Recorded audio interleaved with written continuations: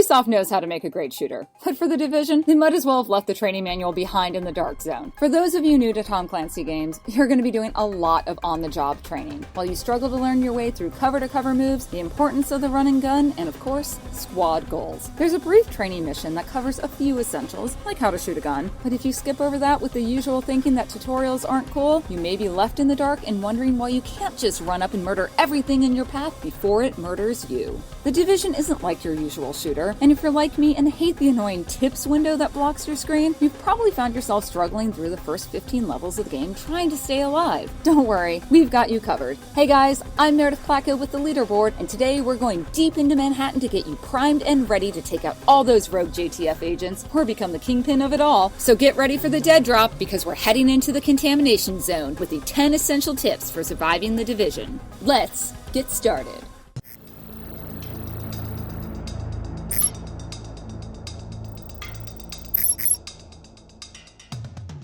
You can't directly compare damage between weapons. While you may want to go all Punisher on these bad guys, this isn't the type of game where you can just keep upgrading to the best gun with the biggest power. You'll never get through your hit list that way. It's best to stick with a primary and secondary weapon that fits your playstyle. The thing is, rate of fire, damage per bullet, even how much capacity is in the magazine, it matters to you and only you. Maybe you are the type who just runs in, guns a-blazing, mowing down everything in your path, so get yourself a solid assault rifle and get good at that. Very good. Or become a bullet sponge with a ballistic shield and the kinetic breaker mod. Others, like myself, prefer a less direct approach and stick with the sniper role. Work on modding the sweetest marksman rifles that you can get in game, and get a secondary weapon that supports your primary to help you when you get into trouble is key as well. Prefer long range but get flanked from the side and you realize melee is absolutely useless here? Get that submachine gun ready. Train on the weapons that work best for you, especially in the first 20 or so levels, and then you can branch out to Frank Castle assault level, and that's a big indicator for tip number 2. While you can try, you're not going to build a balanced character for solo play. Sorry, it's just not going to happen, at least if you want to have any fun with the game. While you can complete the game in story mode on your own, the Division excels at squad formation. The whole reason this game was made was for you and your friends, or randos on the internet, can dive right into the dark zone and learn what it means to get down and dirty in tactical warfare. If there's one thing the Division excels at, it's how well it immerses players in a simulated squad scenario where everyone has a role to play. It's made so you can take the best tactical advantage for your team. Assault? Check.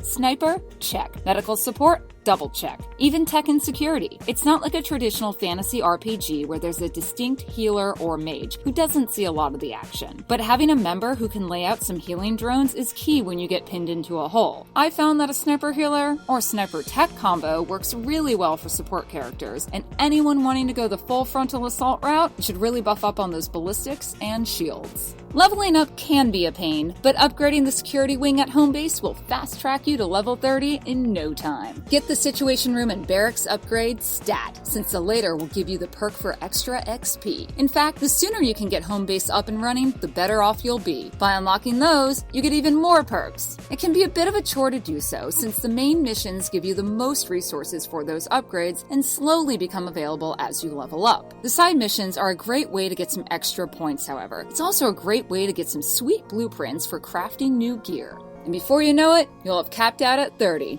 Especially with that extra experience perk. Take advantage of cover to cover. Seriously, it's one of the biggest tips from the tutorial mission that you probably forgot. You can't just run in and tank in this game, at least from the get-go. When you have a mob coming at you, finding the safe spot and knowing the essential move for cover to cover, it's going to keep you from being blasted into the respawn zone. If you point at a nearby cover, you'll see a line and you can hit the spacebar on PC, X on PS4, or A on the Xbox One, and it's going to auto-run you to that next cover point. Double tap while doing this, and you can run and do a roll maneuver, and it's going to help keep the enemy fire off you even more. This is the key to staying alive in-game. Also, try out some sweet flanking maneuvers with your team. If you have a long-range weapon, take the high ground, and whatever you do, don't stay in one spot. Save your money. Don't waste your time selling off old stock. Like in most MMOs, buying weapons and gear won't benefit you much. You'll have the ability to craft some pretty quality stuff in the early stages, and once you get into that dark zone, that's where the real good drops come in. See what sells for the highest, but it's best to break down your items into fabric, tools, and weapon parts so you can craft the best gear you can't buy. high. And make sure to collect those low-level items so you can deconstruct them for small bits that you can then turn into more specialized crafting mats. And then there's Phoenix credits, which you only get when you hit level 30. And that's when you can start buying the ultimate gear. Speaking of the Dark Zone, go in and go crazy. Welcome to the Division's wild world of PvEVP. Anything goes here. It's the walled-off part of Manhattan that has gone to hell, and the JTF has no control here. This is what the game was built for. Test it out when you hit level 10, just to get your feet wet. But the Dark Zone has its own leveling system, so don't worry about what level you are in the main campaign. You'll be able to level up independently in the Dark Zone. It goes all the way to 100. But don't trust anyone. Here's the thing. While some players may help you out against a group of hostiles, they could easily just turn their back on you once the loot is ready for the taking. What is it Fox Mulder says? Trust no one. Also, if you've got your microphone on, set it up for push to talk. At least everyone in the Dark Zone hears all of your plans about how you're going to screw them over once the chopper lands to take your hard-earned loot away. Thanks for the heads up, Striker 913427. Hope you enjoyed the headshot. And that's another thing to know about.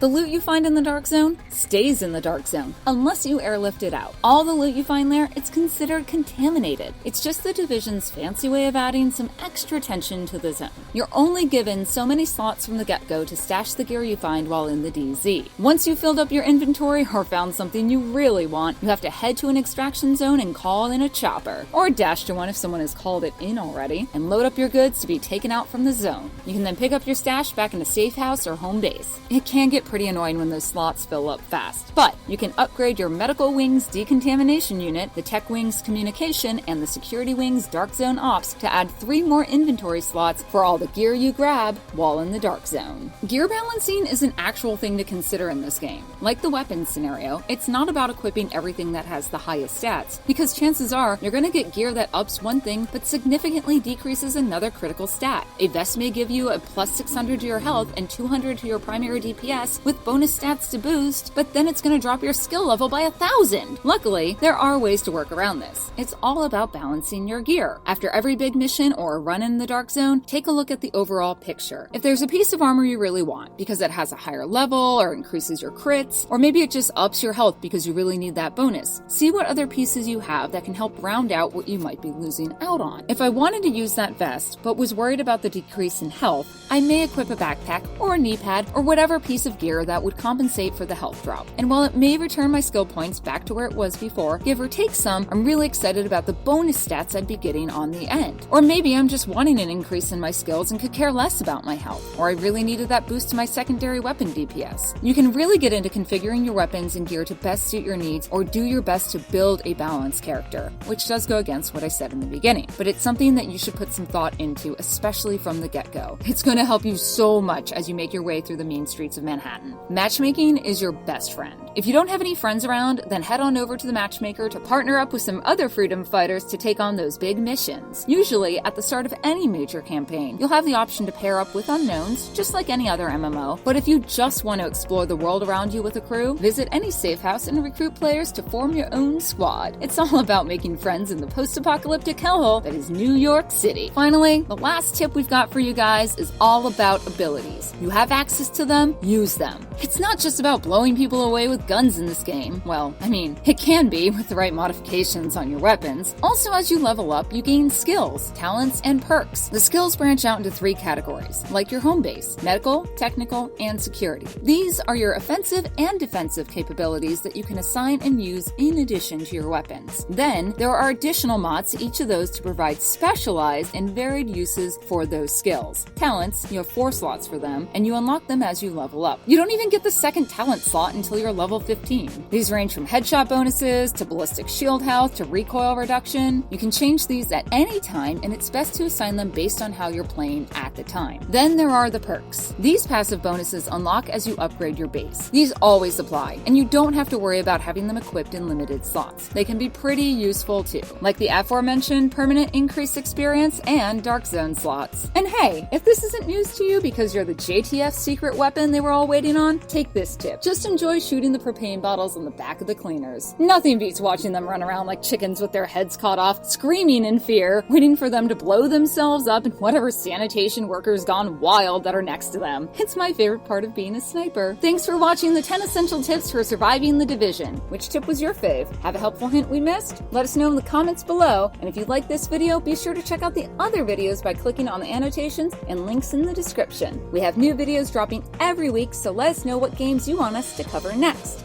And if you like getting more from your games, subscribe to the Leaderboard, where we help you game smarter.